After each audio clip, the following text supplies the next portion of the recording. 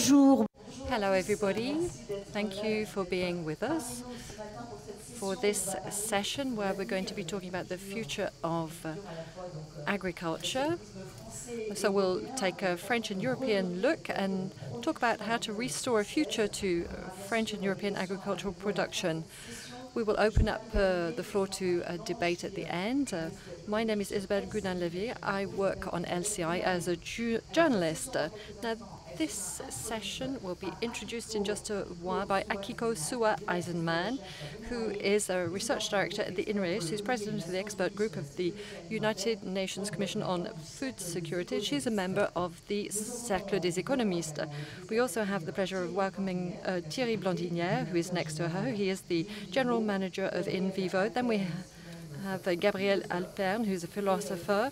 You've just written this book that I have in my hands, so Creating Bridges Between the World, a Philosophy from the Field, so published by Fénière. You've also written so Philosophizing and Cooking with Philippe, and you were chosen to be the sponsor of the National Agriculture Days that happened last June.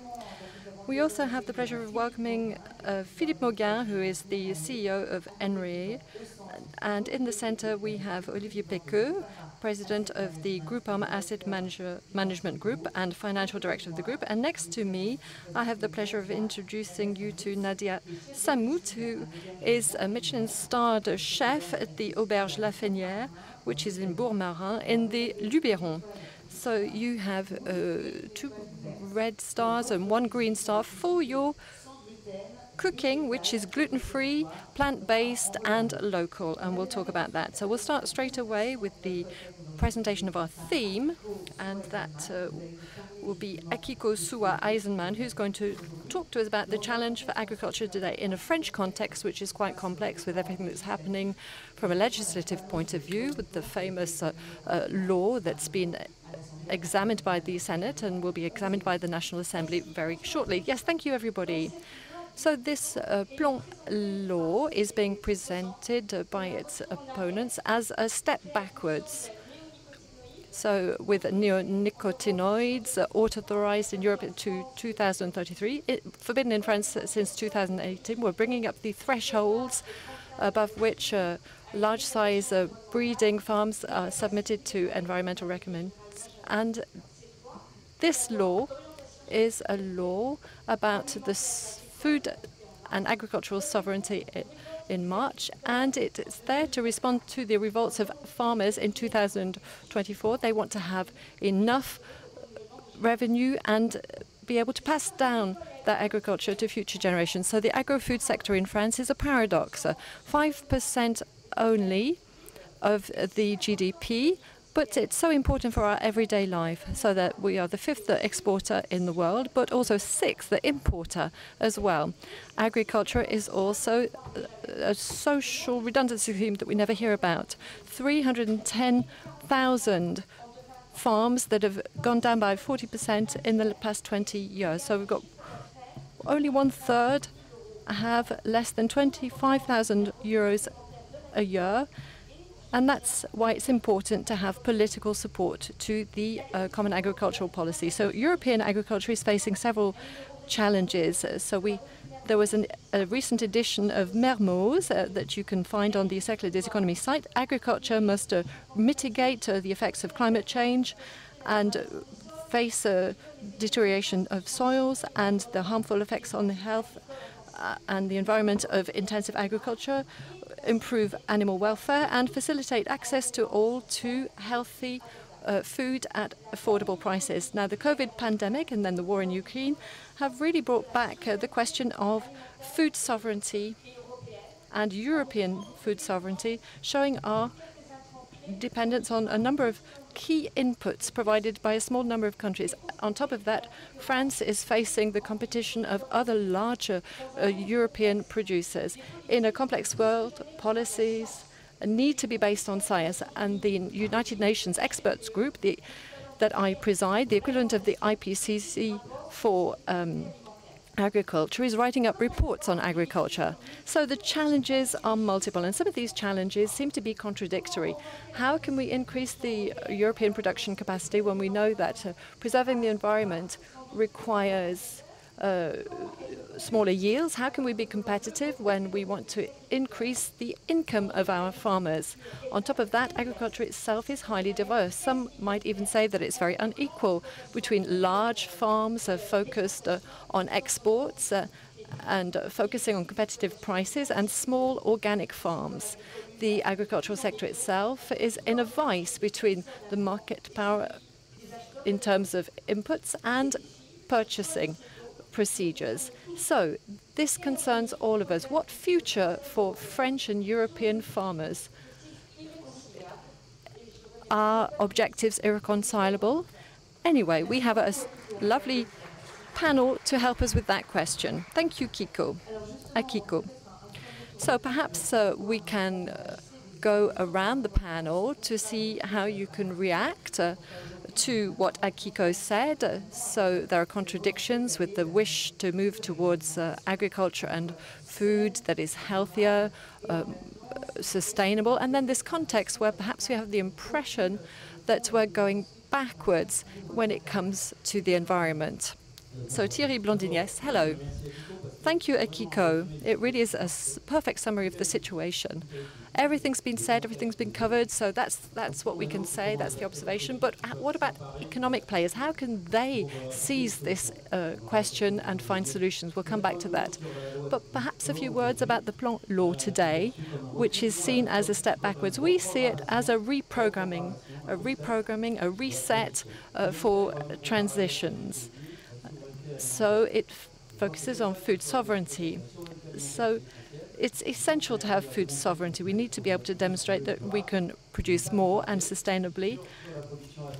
And we've got to think about French and European agriculture. So we've got to reprogram a transition trajectory that takes into account the failings of the first law that had a considerable impact. So we didn't measure the impact of the Green Deal on the drop in European and French production. Then we were importing more carbons, we're importing more products that are not in line with European standards. So that's why there are contradictory orders. So we've got to integrate the fact today that limiting our imports and producing more in Europe is important. Now, the fashion is focusing today on tariffs and taxes. So we've got to think about a tax for imported products that are in line with European standards.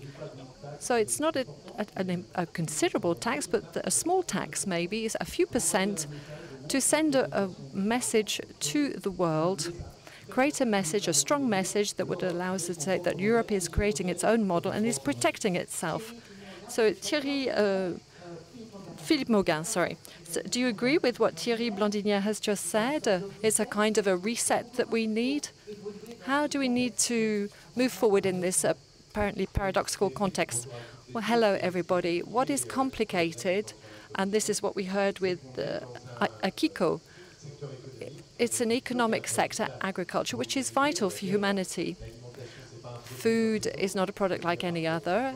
It's based on living organisms. It's produced by tens of thousands of farmers across the world in extremely diverse agroclimatic conditions. So we don't have time to go back over the history of what's happened in the WTO. So progressively, we've been opened up to exchanges with the idea of improving trade and competitiveness. We've got less protection today. So it's true that we're in a paradoxical situation where we're seeing a consensus from experts that we have to change the agricultural model.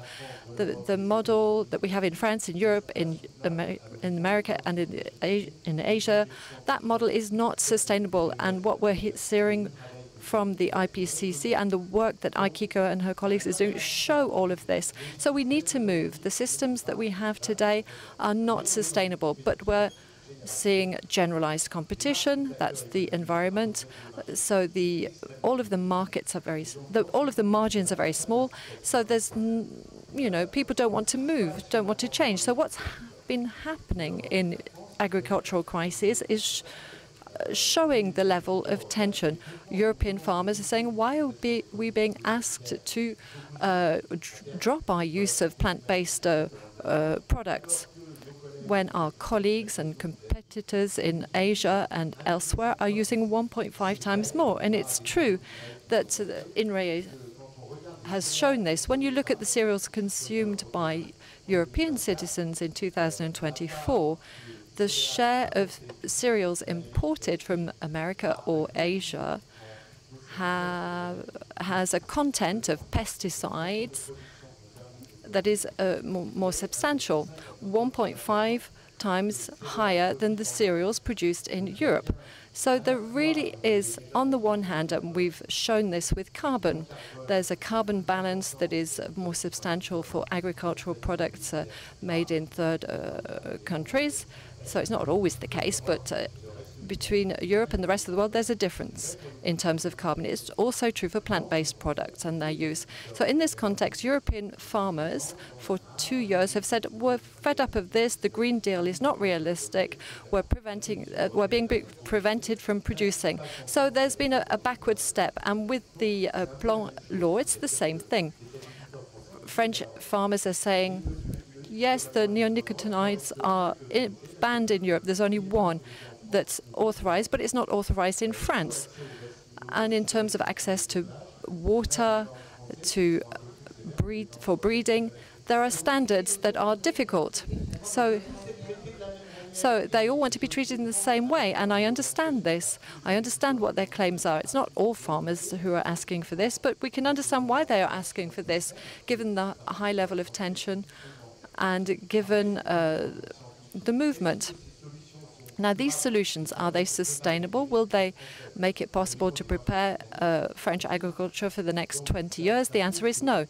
So that means that perhaps we have to move down this road in order to establish competitive conditions that are more or less degraded, but that's not going to solve the problem. We need to change the production system. The market needs to get moving as well. And there are some positive examples that can help. We have research resources that will allow us to move forward. We'll talk about the solutions. Let's continue with our panel with Olivier PÉQUEUX at Groupama, the first insurance company in France. You're saying that above all, it's important to contribute to confirming our food sovereignty in France and Europe. What do you mean by that? This word sovereignty, we're hearing it a lot. Well, sovereignty will allow us to guarantee 3 meals a day. We need to eat 3 times a day. Sometimes we forget about this. And sovereignty, it's about, and I agree with what Mr. Blandinière and Mr. MAUGUIN said, it means being competitive in our agricultural sector. You can't be sovereign in terms of food without being competitive. So it's the consumer who decides at the end of the day, and often the consumer decides based on the price of the product. So we have a certain number of debates that should be technical, but they become very political, if not controversial, when it comes to the ability of caring for plants and managing the essential resource that is water in a balanced way, and the taking into account of the European aspect with respect to these challenges. So Groupama is a professional agricultural association. We have 30,000 elected officials out there in France, and so that's quite a high number compared with the number of farmers. And according to crops, we've got cereal producers, we've got tree growers, we've got wine growers. They have different perceptions, and there are contradictions. So we have to find a means of having peaceful discussions about this subject. And as Philippe said, we need to take into account scientific considerations. And this is what was said yesterday in the forum. We need to go back to that notion of truth rather than being overly controversial. And there are a number of principles and this echoes what you were saying, that are essential. First of all, we've got to guarantee the principle of food sovereignty in Europe, and that's just based on common sense. We only accept imports that respect our standards. So we've got to be more demanding with our farmers. So these are the challenges of different laws, and we've got to make sure that we are looking into competitive ideas and prices. So we've got questions with respect to economic organization that we need to answer, but also when it comes to rules of the game, things need to be played out on a balanced playing ground. So, Gabrielle HALPERN, let's have your opinion as a philosopher with respect to this current paradox. Is that not just the reflection of our society as a whole? Yes, hello. Yes, yes, it is a reflection of the paradoxes in our society and of humanity generally speaking. And this is where I would like to draw a link between agriculture and the theme chosen for the rencontre. You know, facing the shock of realities. So you've got the reality of agriculture, and then you've got reality generally speaking. I'm going to take a phrase from Arends in a book saying that agriculture is not the oldest job in the world, it's the most sacred. And it's interesting to use that term sacred. Why does she say this? Well, she says this because human beings are perhaps slightly different from other animals. Animals have a very natural role in the world. You know, they move around naturally, but for human beings, everything's a bit artificial. It's a little bit like we're a strange animal that catapulted into the world. And agriculture attaches us to reality, to earth, to the environment, and we can be attached to reality thanks to this. It's a bit like agriculture has become a form of blind spot, a kind of a spot on our consciousness, or as if we're connected to everything that's virtual and nothing that's real. And when we talk about reality, we don't have many, we've got lots of adjectives: augmented reality, virtual reality, as if reality was no longer enough and we needed to talk about many other things. And that's where agriculture can teach us something. And this brings us back to the question of the paradox. Now, if our rationality were really useful to be able to build science and understand the world around us, natural phenomena, then at the same time our reality has become rigid. It's transformed our brain as a massive production of gas, and we realize that we're doing this all day. We're putting people in boxes. There are start-uppers, there are farmers, there are young people, there are seniors. We spend our time putting people in boxes, in drawers. And so we're creating absurd and artificial frontiers between jobs, sectors, generations. And not only these absurd and artificial frontiers are reinforcing divides in society, they are leading to, the creation of these contradictory orders. You've got ecology, you've got productivity, you've got the economy, you've got sovereignty. We're spending our time producing boxes. And of course, they contradict the other boxes because we're so much focused on categorizing things. And so that's why we've got these paradoxes in relation to agriculture. And that's why we have these contradictory impositions. So how can we reconcile with reality? Well, coming back to agriculture, it's an example, an illustration of how we might be able to think differently. Because we're thinking ecology on one side, agriculture on the other, productivity, etc. We've got to learn to reconcile all of these different worlds. Yes, well done. We can applaud Gabrielle. Nadia, SAMMUT, you're saying that it's important to look to 2040, and we've got to feed the soil and the soul. We've got to reconcile both. Well, thank you for this invitation. Yes, I am a chef, so we've got to disconnect our brain from our wishes. We're talking about feeding, we're talking about farmers, but then there's the earth, the natural environment. That's what we have to reconnect to. We're talking about competitiveness, but what can it give us? And I work on the desirable future, what is virtuously delicious. You know, we are all feeders, and so I work in the agricultural high school on the understanding of what it means to be a feeder, a nurturer. When I arrived in the agricultural school, I was told, are you sure that you're going to be teaching them things in that way? In fact, if we want to talk about sovereignty today, we need to learn to eat food from our local area. We need to be proud of what people do in our local area. I started with the chickpea from the Mediterranean. We've known it since the Soca in Nice, the Cada in Toulon, and we've got Farinata in Genoa. You understand what I mean? We are creating imaginary food scenarios, and we need to work with farmers for this. I work with farmers in the south, in Avignon, and the pupils wanted to plant, to sow and to plant, and so we went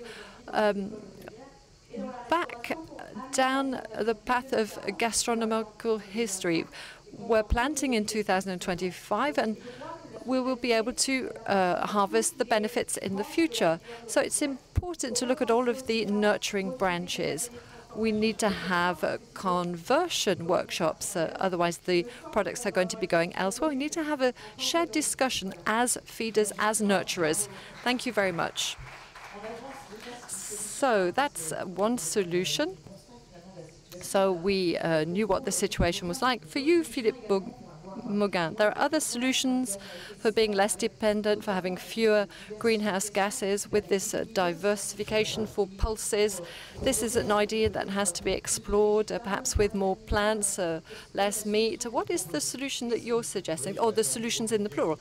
Yes, let me just come back to what Nadia was saying with the example of the chickpea. It's true that we have resources. We have resources that are can offer advantages in terms of food, very tasty as well, because food is about pleasure as well, and that are good for the environment, good for the earth, good for the soil. So the pulses are interesting, and the chickpea is a pulse. So these are plants that contribute to fixing part of the nitrogen from the air. They fix it in the earth, and that produces nitrogen-based fertilizer for plant growth. And it's not something from chemistry. It doesn't come from Russia or Belarus with a high content of carbon, and that is costly for farmers. And I agree with what Gabrielle was saying just beforehand. There's no point opposing ecology and economy. When we take the example of inputs and fertilizers and plant-based products, these are products that are expensive. They can be very expensive. The energy crisis saw huge inflation, creating a very difficult situation for farmers. And they have a carbon content that's negative. They're costly, they're imported, and so that raises the question of sovereignty, because we're dependent on phosphates from North Africa. So we have good relations today, but will that last? In terms of nitrogen-based products, that's Russia and Russia. So we've got to find alternatives. The example of pulses shows that we can have an agroecological approach by diversifying pulses. That's good. They're good for the soil. We can introduce them into rotation farming, and that helps with food. Now, the second question, well, everything's linked, obviously. What about the medium-term solutions when it comes to feeding the planet? When there are 10 billion people on the planet in the future, we will need 30% more food. And this has to be provided by farmers across the world because of climate change, because it will speed up. It will be even more complicated in the future. It's complicated today enough. So hopefully we will be able to resist deforestation. It's a big challenge. So for this, we're going to need progress from research, and there is progress in terms of agroecology, but we'll probably have to change our diets as well. I'm saying that we need breeding, we need animal breeding. Organic farming is a good example. Organic farming uses organic additions. However, we need to consume less animal-based products and more plant-based products. We need to balance things out. If we listen to nutritionists, on average, the recommendation is to have 50% animal proteins and 50% plant proteins in our diet for somebody of an average age. We're at 65% animal proteins in Europe and in North America. Now, if the entire world, the 10 billion inhabitants, eat as much meat as the Americans and the North Americans in the future, we won't be able to fulfill the equation. So we've got to help our breeders in France and Europe. We've got to assume the idea that we need to diversify, that we need to rebalance our diets. So plant-based protein is good. It's good for health, good for farmers, good for the soil. So with chickpeas, we can have an interesting base for different culinary preparations. Yes, the chickpea is a great base. It's the gold in my kitchen. In fact, we've got to be proud of our food model. We've got to retrain people. We've got to create desire. We've got chickpeas in falafel, in different mousse, but I use it for making ice creams and all kinds of different things. And that's what's fundamental. You know, it's raising awareness, but also making people want to try new things. And we are in a country where gastronomy is very important. It's known across the world. So if we make this country a nurturing country, we will have a transmission mode considering food from the earth and food for the body. So it's also about getting farmers on board and changes to soils. This is the solution also that you're working on. Yes, the challenge is to reconnect farmers with citizens. So we have a role to play that's important, where we are economic players. We have to pass on messages. So we need to have competitive, sustainable farming. How can we get that message across? So concretely, this means that we have to move forward with solutions that make it possible to find a new form of agriculture that ticks all of the boxes. So that's the real challenge. But we do have solutions. For example, let's take large field crops. We've got regenerative agriculture that takes into account the quality of soil. That means, crop rotation with wheat, pulses, etc. So how do we get all farmers on board with this transformation? First of all, we've got to guarantee that their production will be sold at the right price. That's our role. We've got to set up contracts in the long term to finance the transition. And it's the economic player that has to be committed to that. It's agro-food companies that have to be involved. The second point is that public policies need to change to help us to secure income for farmers that are happy to make the transition, because that involves risk. Over the 5-year period, we know that a farmer who changes his model, he takes a risk, and the risk is less income over that 5-year period. So a drop in 150 euros. So we need an insurance system, perhaps, that can cover the risk. So we have solutions. We're going to work with lots of farmers, cereal farmers. So we've got lots of pilot farms already that exist. So now we've got to get all cereal farmers on board with this transformation. So Olivier PÉQUEUX, you've set up solutions for reforming harvest insurance, and it's important to provide support to these farmers. As Thierry BLANDINIÈRES was saying, there's this wish to make the change, but they need to be supported. Yes, it's not just about supporting them through change, that's obvious, but the job of being a farmer, it's very much subject to climate hazards, increasingly so, yes. You know, so it's different in the world where you are an employee. So it's important to have insurance, and to accompany transitions, there are certain practices that reduce risks that are perhaps going to be reducing. So new solutions need to be found. I spent 7 years in China developing agriculture insurance systems, and there was a focus on sovereignty. The Chinese government understood that agriculture insurance is very important for food sovereignty. Today, we're talking about $20 billion in terms of insurance in China. This is much higher than what we have in France, so we were behind. So a very ambitious reform has been carried out, exemplary in terms of public-private partnerships over the past few years, with the involvement of insurance companies, farmers, and the state. We're setting up a pool in order to better pool the risks to which all of these stakeholders are exposed. 600 million euros in insurance premium in 2020, 900 million last year. So you can see that we're moving towards what they have in China and North America. So we're in a world that has now become aware of the need to support the income of farmers through different cycles and to accompany these transitions. And we're there to provide solutions, of course. And I think that's good news. We're not talking much about this, but there are solutions being implemented. Gabrielle HALPERN, there's another issue at stake here as well, the question of innovation. We need to think about our models in the longer term in order to bring the whole sector along with us in this change, as we say, from farm to fork. We need to get all of the stakeholders in the field involved.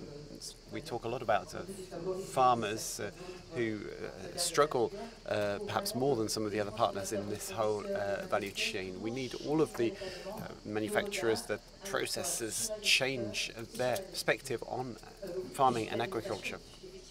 Yes, indeed, and change their perspective on food as well. It's all connected, and that's what's really important. Farming is not just a sector, it's like a mirror held up to our society, and this issue of food is a question of civil society. The German philosopher Nietzsche said all prejudices are linked to fate, and farming can bring about prejudices or be the fruit of prejudices. I was shocked when I heard last year I heard tell of a study that was carried out, a survey that was carried out with young French people, and most French people didn't know the difference between cucumbers and courgettes. And I said, what's happened for us to get there?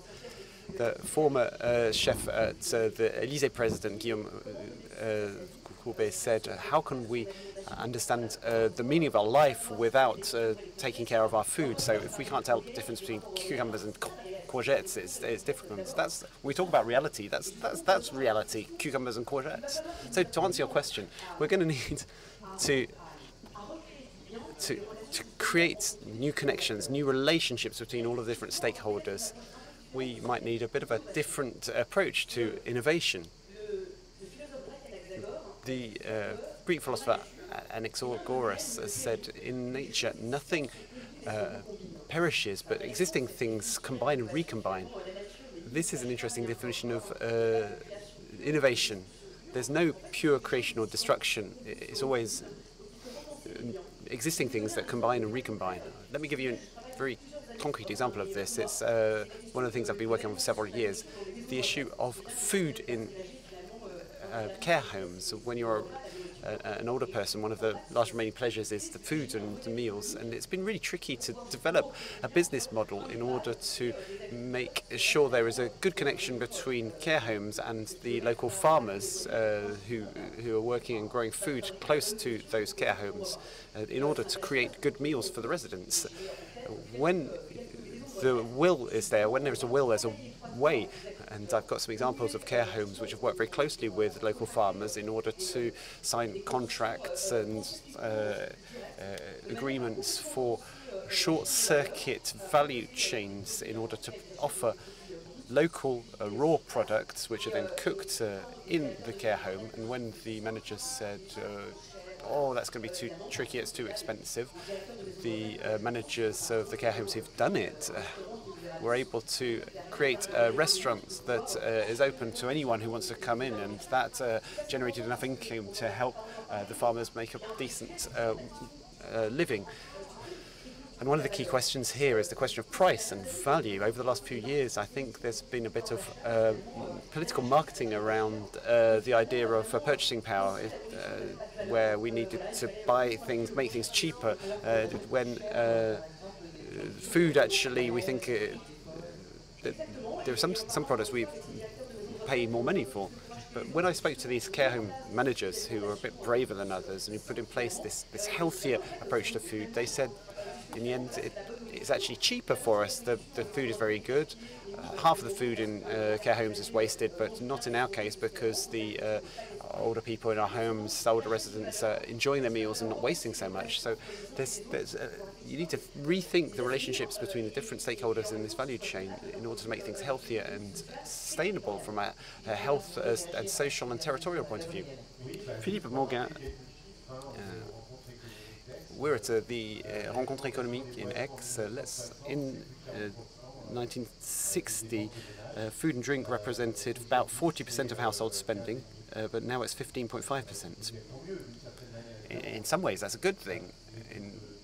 We're spending more on health and on leisure time, on housing, because that's obviously a key concern for households today. But the proportion of spending on food and beverages has significantly reduced.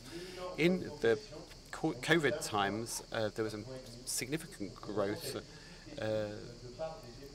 It rose up to 18%,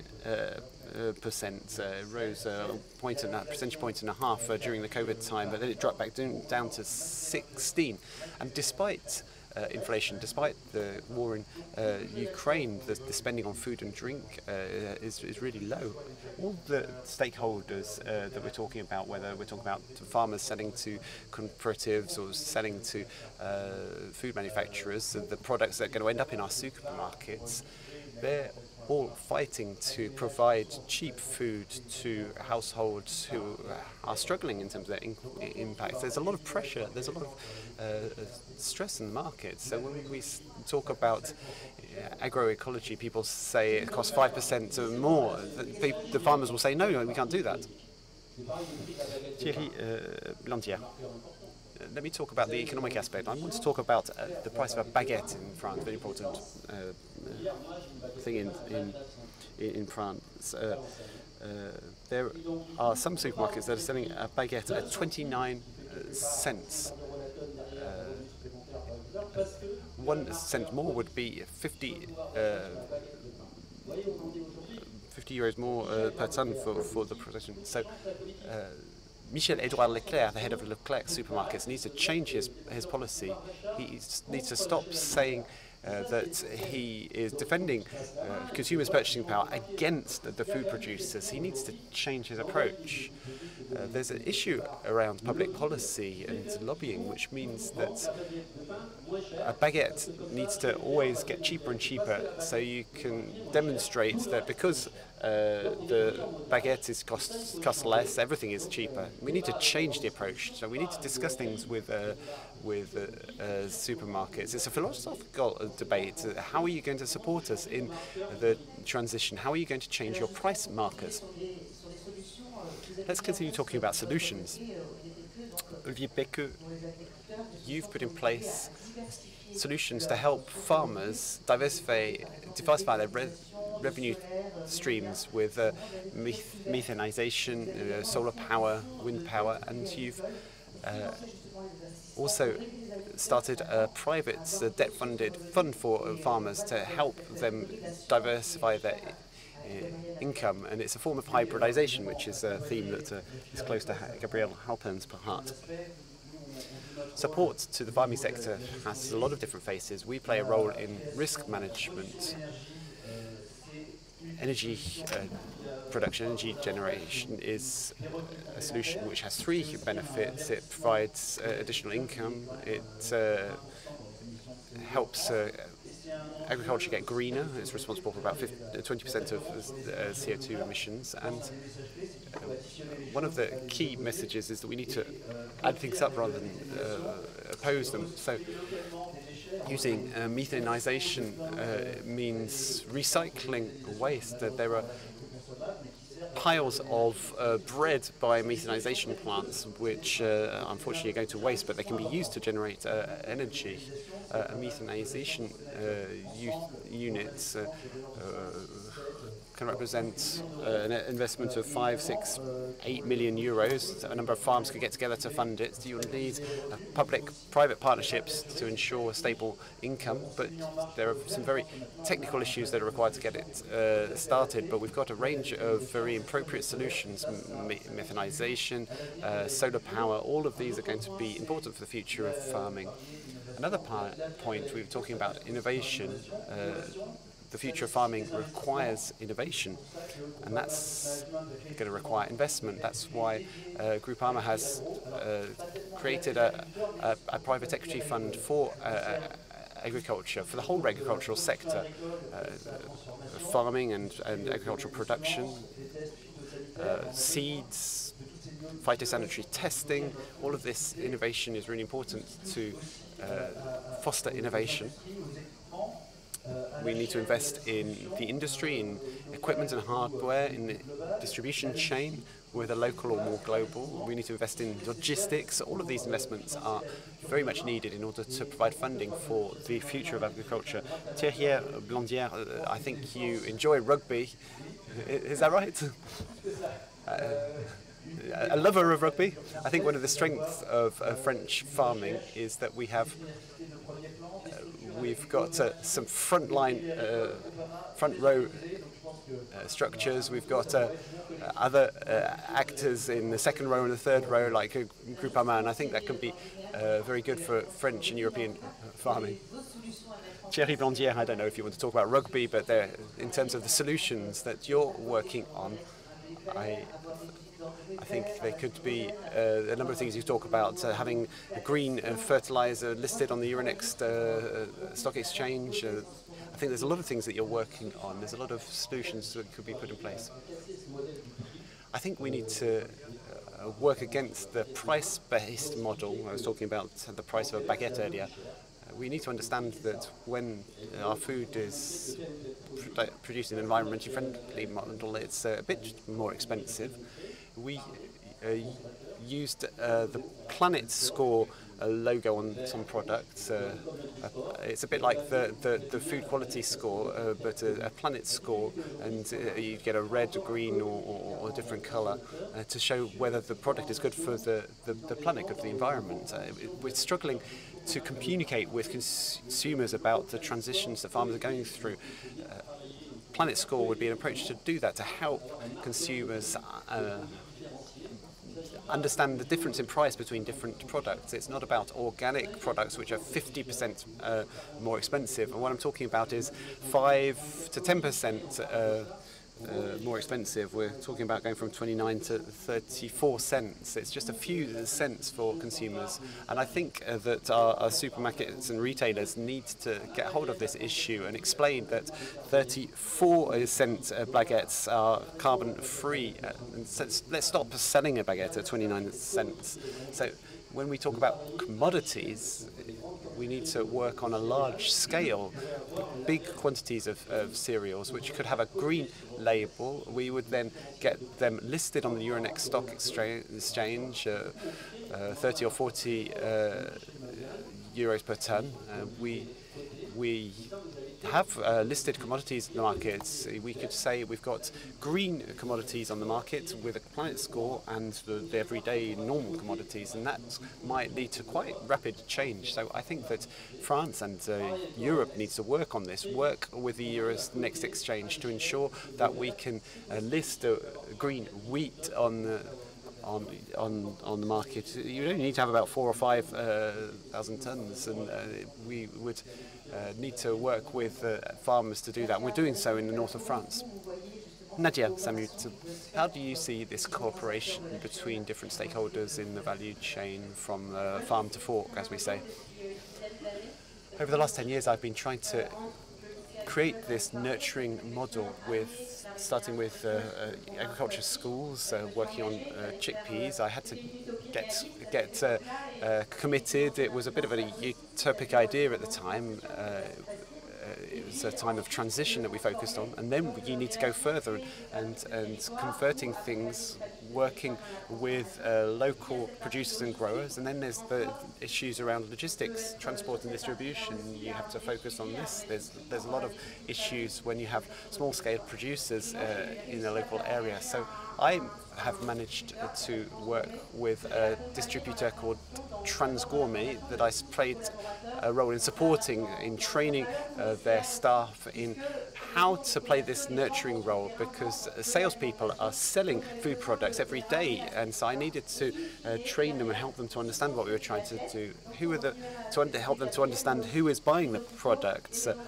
Hospitals, care homes, these things I really care about. As a chef, I sometimes maybe only serve 35 people per day, but I'm interested, I care about what citizens eat every day. So when I worked with the Transgourmet company, there's also the co-work company who wanted to get involved in the transition, not just in words, but really in action, in a thoroughgoing manner. And I've been providing support for them for the last 4 years. And what I've decided to do is to go and work with the Accor hotel group to help them to help train their nurturers, the people who are cooking and serving food every day. And that opens up a market to a much wider range of small producers, small growers to sell their products into the whole sector. So there's a lot that needs to be done in terms of transformation. When I started talking about chickpeas in the agriculture schools, it wasn't something that was talked about very in a widespread way. We had to adapt things, so we had to find the right seeds, and it was tricky. We've got a chickpea that's grown around here in Aix, which is great. Then there's another issue around food wastage. We need to make a change in our society. We need to change our view of food and waste nothing. There's nothing in our food products that is not usable, not noble, and that's something that I talk about a lot when I talk to the agriculture school. When we use pulses, we can use every ingredient that comes out of the mill. Thank you very much. We can give Nadia a round of applause. So we're going to take some questions from the floor in a few minutes, so get ready. But I just wanted to hand the floor back to Philippe MAUGUIN. Yes, just to add to what's been said, we started by talking about a situation that seems rather stuck, but it's interesting to listen to different members of the panel to talking about how things are moving forward. Not everything is stuck or blocked in France and Europe in terms of the transition towards agroecology. There is some tension, but now is the time when we need to show what is happening in the field, on the ground. Your experience is very interesting, very local. We're partners, and we work with agricultural cooperatives in various local areas. The Dijon Metropolitan Council has committed to ensuring local agriculture is going into all of the pulses are going into all the diets in all of their collective food outlets in care homes and schools and so on. So we need to work with all of the stakeholders, growers, farmers, cooperatives, food manufacturers. Some of the answers are going to be found in local areas. That's how we're going to move things. Before we take questions from the floor, let's hand the floor back to Gabrielle. Do we need a hybrid approach, a hybrid business model? I'm sure that's what your last book is saying. There'll be a signing session at the next door stand, the FNAC stand. This hybrid model is very important.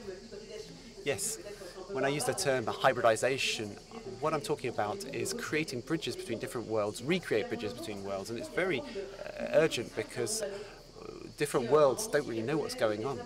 There's a Japanese philosopher, as it says, the book is called And You, How Do You Live? It's a book that was from 1937, and it says these people that make the clothes that you wear and grow the food that you eat are unknown to you. This sentence from 1937 shows us that things haven't really moved on very much. All of these people that make these essential things for life are still strangers to us.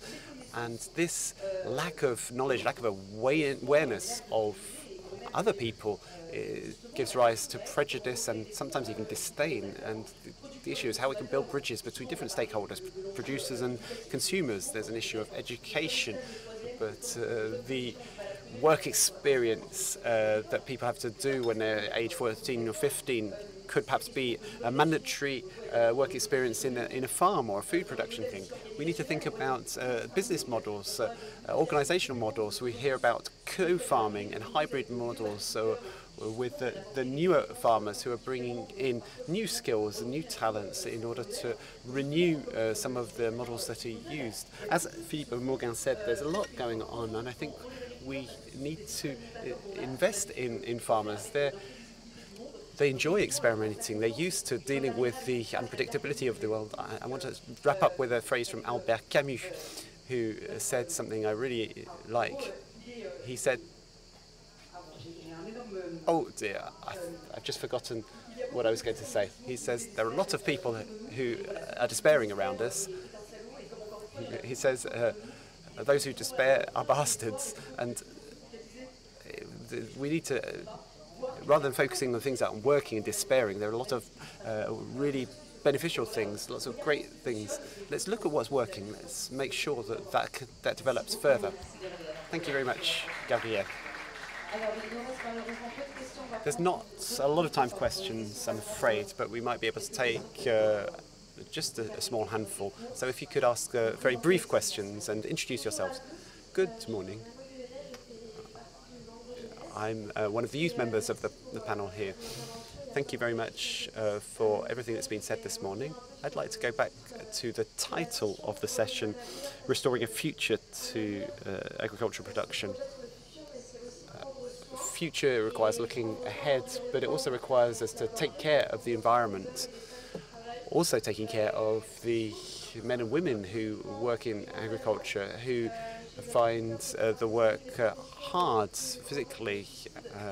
Agriculture is a profession where there's a lot of suicide, there's a lot of disease linked to pesticides and physical issues related to the hard work. How can we provide support to these men and women in order to take care of their physical and mental health?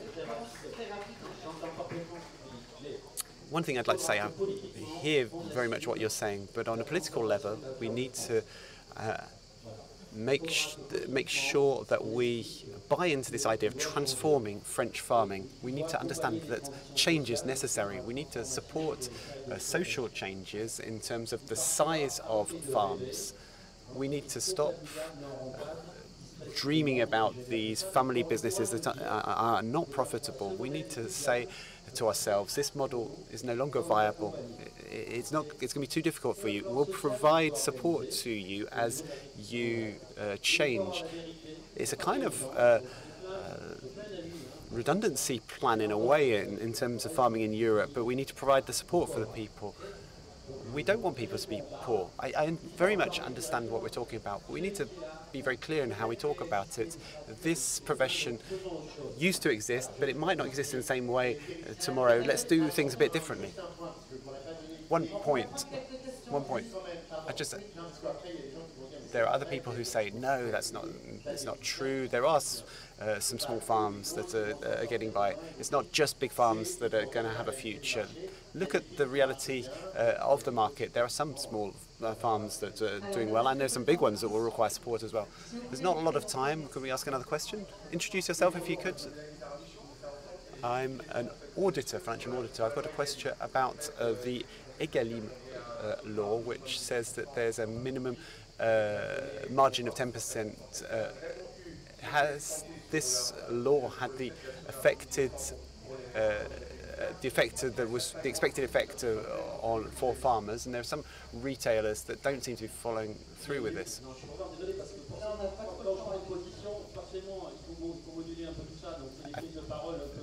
There are some statements that are made by that to say, here's a message, but in terms of small farms, yes, some are working, but let's think about the reality of the business model.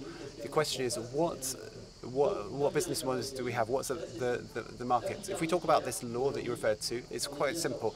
The dairy sector has done quite well. I think everything has been respected. The income has stabilized for dairy producers. It's worked well in this area. In other sectors of agriculture, it's been a lot more difficult because often it's not a product that's sold as is. It's processed and manufactured. So the EGalim, it doesn't help cereal producers. For the dairy sector, it has worked. Akiko, I think we're going to hand the floor to you to wrap up. I'm just going to say two things. The first magic word is a rugby pack.